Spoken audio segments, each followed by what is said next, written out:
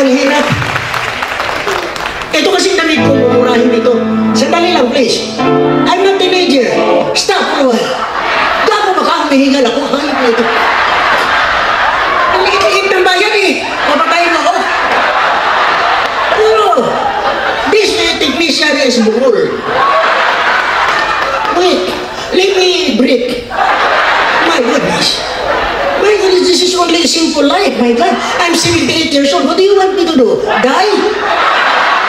Not in this place. My gulay. I mean, my goodness. Mga kaibigan, I have to speak Tagalog sometimes because my English is not favorable to me. It's out of stock. I only bring little tonight. So maybe tomorrow night I have some English also. You know, ladies and gentlemen, I'll tell you. I will make it fast because the light is getting close. I have so many stories about my life, you know. I do not, like you see, my father is Jamaican. My mother is Filipino-Spanish. Marcelina Indino Rivera. Beautiful woman. But my father, never mind.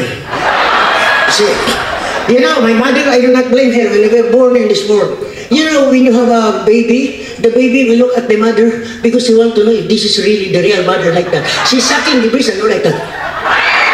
Yeah, they try to look at the face of the mother. Maybe this is my mother. But my mother, you know, she, every time she feeds me on the left side, she'll do like this. And the other right side. She never look at me. I don't blame her. I don't blame my mom. Because she's a beautiful woman and then she will have 2 kids. I have a brother, but he died already. Pardon his soul. Nice, akala ko gasol. Okay.